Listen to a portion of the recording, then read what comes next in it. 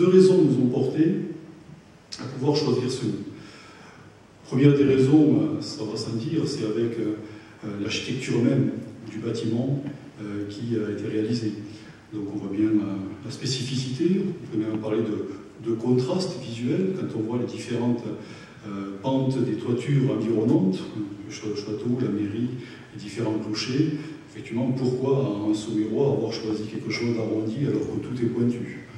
C'est une particularité qui permet peut-être, avec ce contraste-là, de mieux apprécier le patrimoine magnifique qui existe dans notre territoire. Autre raison également, c'est l'origine étymologique du mot.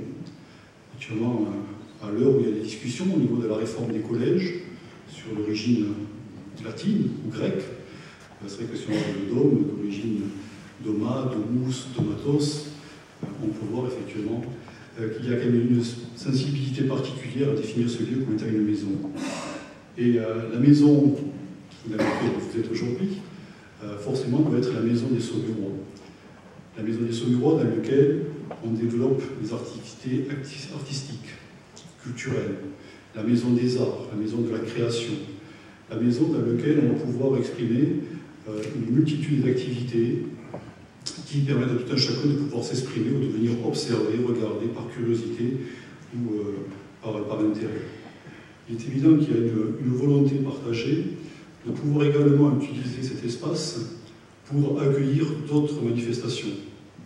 Et nous avons quelques tentatives qui permettent de montrer que ce bâtiment est capable de pouvoir être à la hauteur de manifestations locales, type de centre des congrès. On a eu récemment le congrès des maires qui est venu se dérouler ici. On a eu une manifestation très importante autour du livre et des vins. Et avec Jean-Michel Marchand, nous avons pu constater ensemble l'impact que ce bâtiment pouvait avoir dans l'organisation et la manifestation de sa globalité. Quelque chose de très important et sur lequel on souhaite aussi pouvoir développer par moment le tourisme d'affaires qui pourrait également être adapté à cet espace-là. La priorité, bien sûr, avant tout un espace culturel, mais il ne faut pas non plus oblitérer automatiquement d'autres possibilités de fonctionnement d'un espace comme celui-là. Il est temps que les Saumurois relèvent la tête. Il est temps que les Saumurois soient fiers de ce qui est réalisé sur le territoire. Il se fait de belles choses sur le territoire. Et cet équipement qui est aujourd'hui abouti, qui va rayonner, qui va monter potentiellement en moyens et en activité, il faut que tous les Saumurois, je suis persuadé que les gens qui sont ici ce soir en sont persuadés avec moi, il faut que tout le monde en parle de ce bâtiment. Le dôme du Saumurois est quelque chose qui doit rayonner à l'échelle du Val-de-Loire, à l'échelle de la France. Il faut qu'on puisse être fiers de ce qui se réalise ici. Il faut que nous-mêmes soyons les ambassadeurs de ce qui se fait. Ne comptons pas sur les autres pour les aider. On est tous dans une logique de territoire maintenant dans laquelle on ne voit pas grand-chose. Mais il faut que nous, notre territoire, on se l'approprie, on l'aime, on le développe, on s'y engage, on s'y motive pour pouvoir le faire avancer.